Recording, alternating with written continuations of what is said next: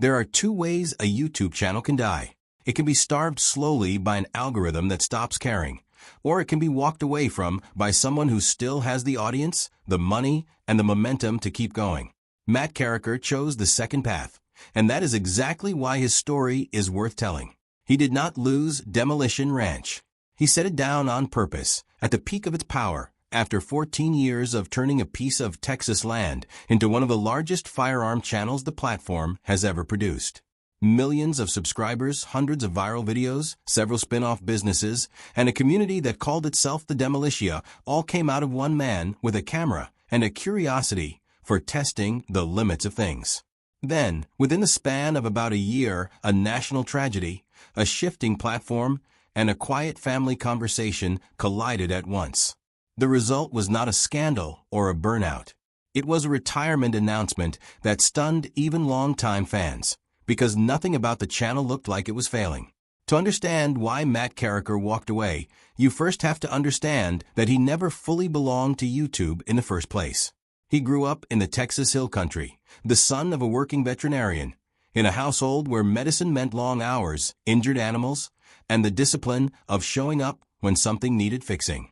That upbringing shaped him long before a camera ever entered the picture.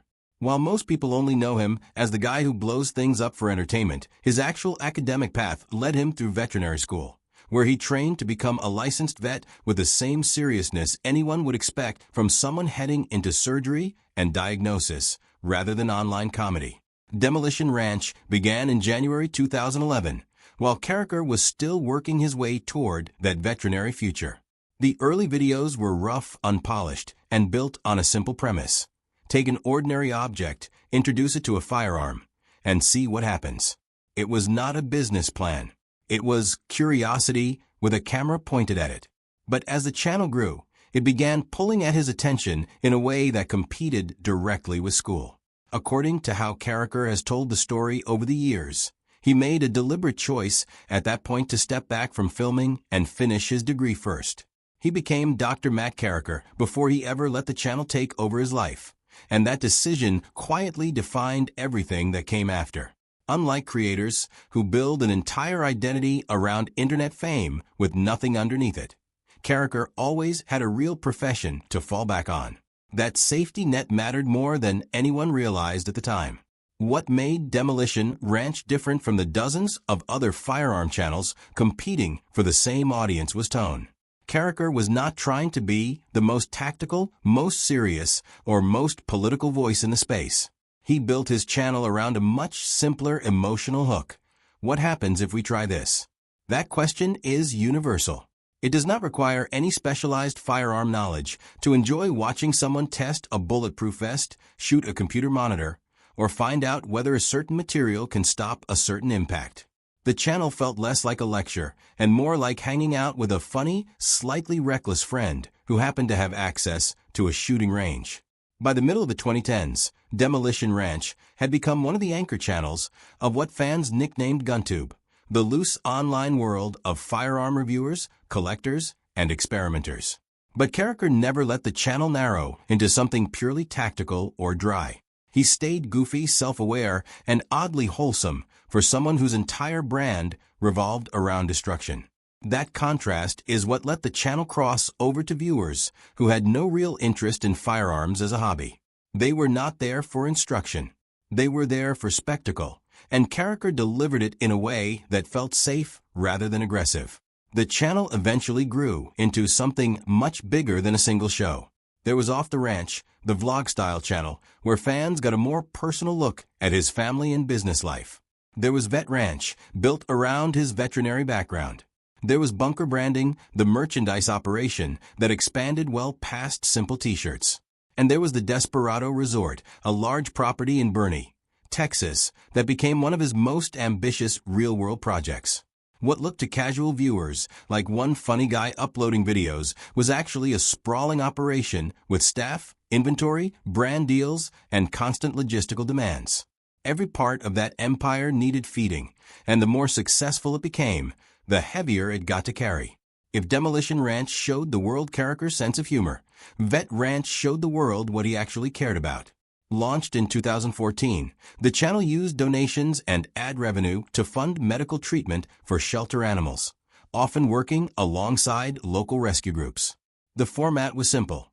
Show the animal in need, show the veterinary work, show the recovery, and let that video help fund the next rescue.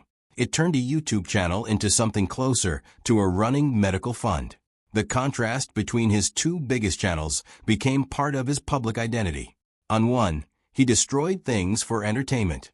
On the other, he repaired living creatures for survival. That balance mattered more than it might seem, because it meant audiences never saw him as only the guy from the loud, chaotic gun videos. The veterinarian was always still there, underneath the persona. And that grounding is part of why his eventual retirement felt believable, instead of like a stunt. Vet Ranch, notably, was not treated the same way as Demolition Ranch when the retirement news broke. It represented the part of his life he intended to keep, not the part he was closing the door on. In March 2020, Carriker's brother Mark died of cancer.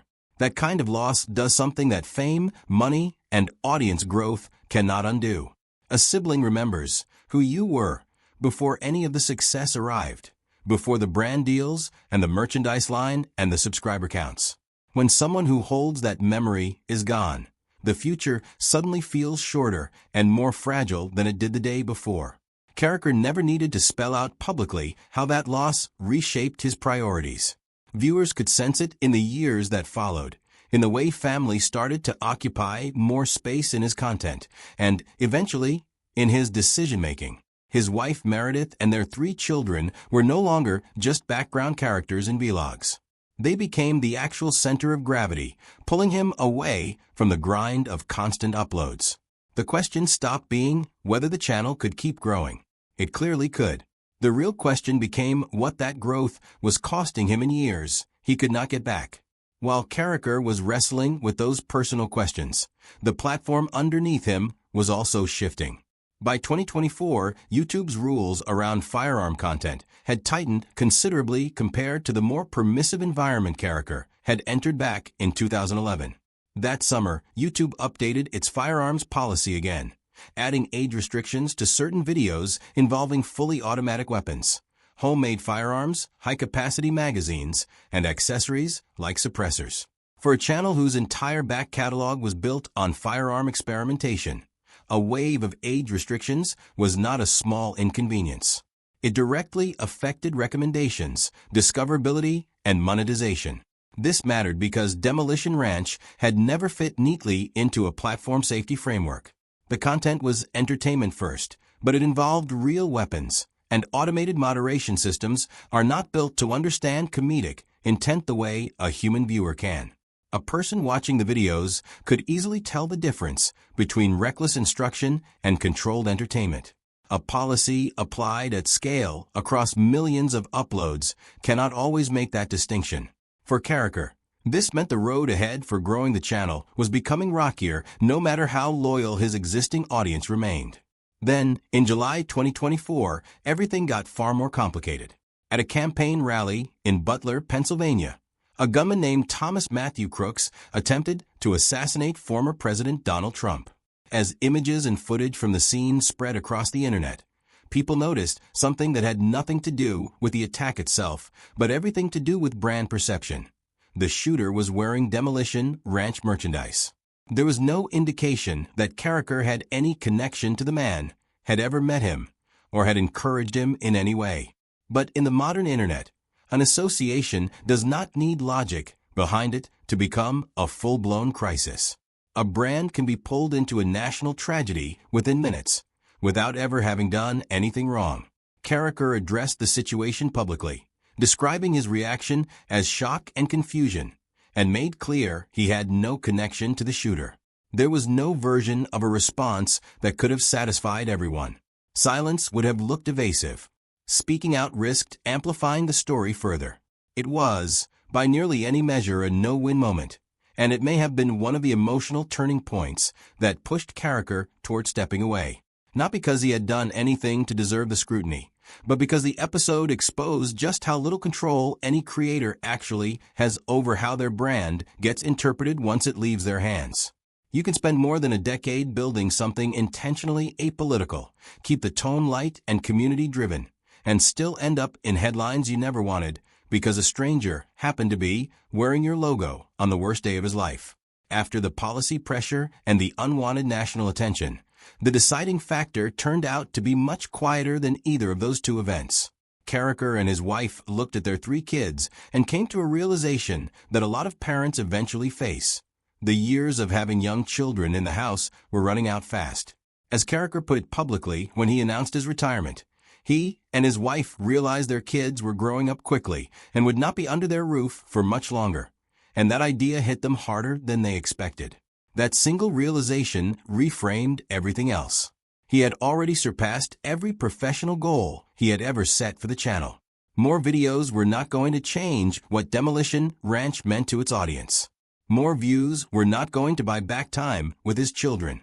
He said plainly that he wanted to slow down and actually look around at his life, rather than keep accelerating a machine that had already succeeded beyond anything he originally imagined.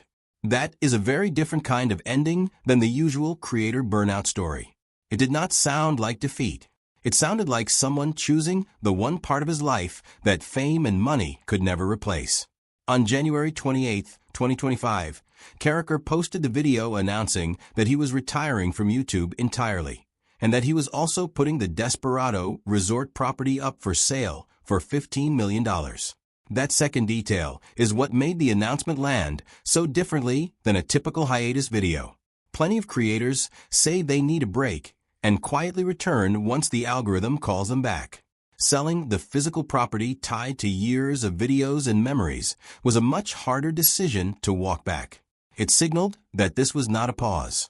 It was a genuine dismantling of the infrastructure he had spent over a decade building. For longtime fans, that ranch had become more than just a filming location.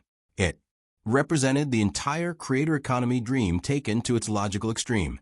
Buy land, build businesses on top of it, film everything that happens there, and let the audience feel like part of the journey. But that loop, however successful, does not run itself for free.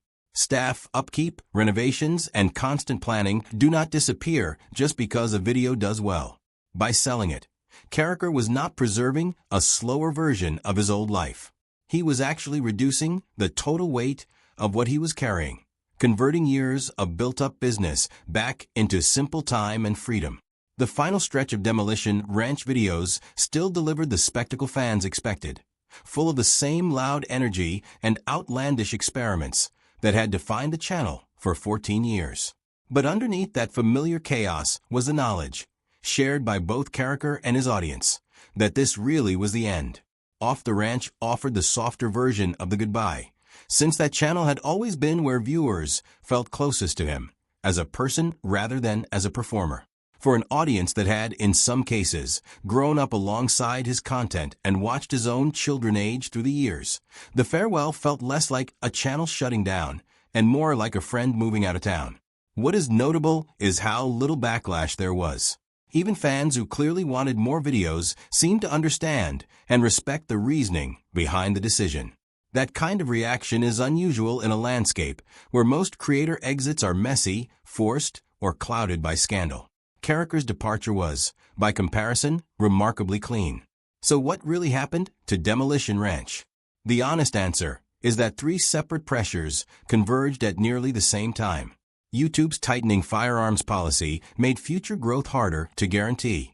The unwanted association with a national tragedy dragged the brand into headlines it had no part in creating. And a family reckoning about how quickly his children were growing up made the cost of continuing feel too steep to justify. No single one of those factors fully explains the ending on its own. Together, they made the decision almost inevitable. But the deeper story is simpler than any policy change or news cycle. Carriker reached a point where more success stopped being the most valuable thing available to him. He had already built the biggest version of what the channel could become. Additional videos were not going to add meaning to a legacy that was already secure, and no amount of views was ever going to hand back time with his kids. What makes this ending unusual is that he stopped while people still cared, while the brand was still thriving, and while the audience was still showing up. Most creators keep going until the passion fades, the algorithm buries them, or a scandal forces their hand. Carriker left on his own terms, with the channel still intact and the community still loyal, which is a rare thing in this industry. What did not end matters just as much as what did. Vet Ranch remained the clearest signal of what Carriker still wanted to protect. The rescue work never needed the same constant escalation that the firearm channel demanded. It connected directly back to the profession he trained for long before any of this began, and to the values he grew up around watching his own father practice veterinary medicine. Carriker also did not disappear from public life altogether. He remains connected to his family, his veterinary background, and his businesses, just without the relentless pace that once defined his schedule. The pressure to keep feeding an ever-growing internet machine is gone. The channel did not fail. The man behind it simply decided that a quieter life was worth more than another upload, and chose to walk away while he still had the choice. What do you think? Was retiring at the peak the right call, or should Demolition Ranch have kept going in a smaller form? Share your take in the comments. And if you want more honest breakdowns of what really happens behind the biggest names on YouTube, subscribe and turn on notifications so you don't miss the next one.